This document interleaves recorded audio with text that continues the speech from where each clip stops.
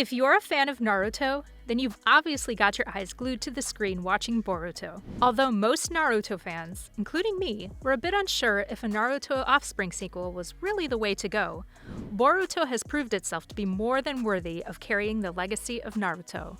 With the recent release of Chapter 62 of the manga, we've been introduced to the biggest plot twist of the series. What I've been saying all along has come true. Kawaki isn't who we've been led to believe he is. So who really is Kawaki? And is he actually the villain we've been led to believe he is? Let's start at the beginning. At the very start of Boruto, we see Kawaki and Boruto fighting at the top of the stone faces of the previous Hokages. Kawaki declares that he's going to send Boruto to the same place that he sent Naruto, the 7th Hokage, and that the age of shinobis is over. Boruto vows to stop him and tells him that as long as he's alive, the age of shinobis can never be over, since he himself is a shinobi. The two start fighting, and although it isn't explicitly said, it is still heavily implied that Naruto has either been killed by Kawaki or sent to some undisclosed place. According to some theories, Kawaki trapped Naruto inside an illusion, and that's what he's talking about. This scene placement, along with the fiery dialogue exchange, is what sets the basis of Kawaki's perception as the main villain of the series. This perception would have continued, however, fans later see several discrepancies, leading them to be more and more confused. It does become clear at a point that Kawaki is obviously not the main villain, since he loves Naruto too much, and it's basically impossible to imagine him as being the one that would betray Naruto. So far, Kawaki's character development and in-depth introduction has revealed this much, and although it hasn't caused people's perception of Kawaki to take a full 180-degree turn, it has planted seeds of doubt. To be honest, I always knew Kawaki wasn't going to be the villain he was being painted as. In fact, he's more of an anti-hero character that doesn't really care about right or wrong. He's kind of neutral, and will do whatever he thinks is right to get what he wants. Which will include some bad things, as we've seen Kawaki do until now. Yes, he might be a cold-blooded psychopath, but he's not the villain.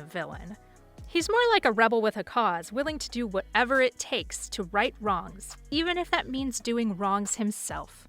As compared to textbook heroes that try to be as righteous as possible, Kawaki doesn't care about what's right.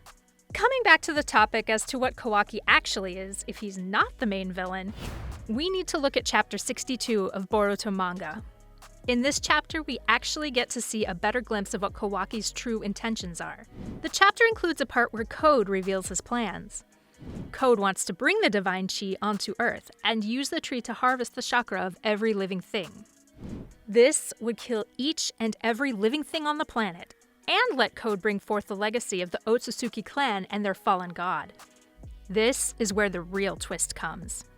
Code tells Kawaki that the only way to survive this absolute cataclysmic apocalypse is to either leave Earth or go to another dimension.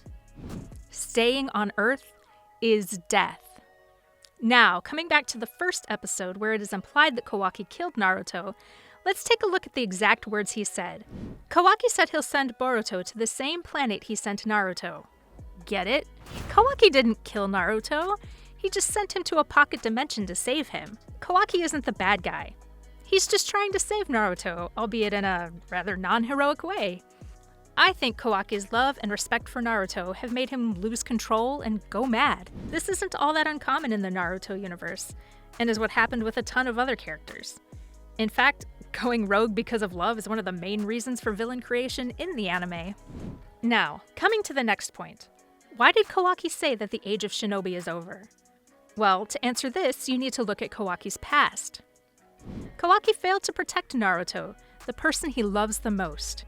Kawaki failed as a shinobi, and no shinobi was able to help him.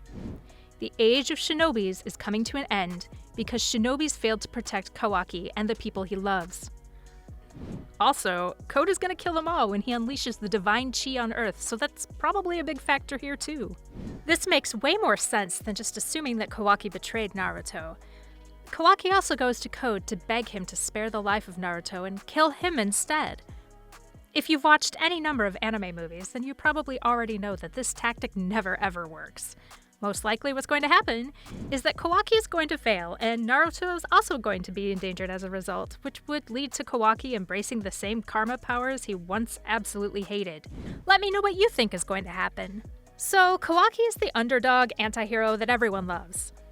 Wondering what makes him the hero or the actual protagonist? Well, the thing is that after Kawaki embraces the power of karma, he's going to try killing the Ishiki Otsutsuki and put an end to it all. Whether he can do it, or even if it's going to put a stop to everything, is a question that can't yet be answered.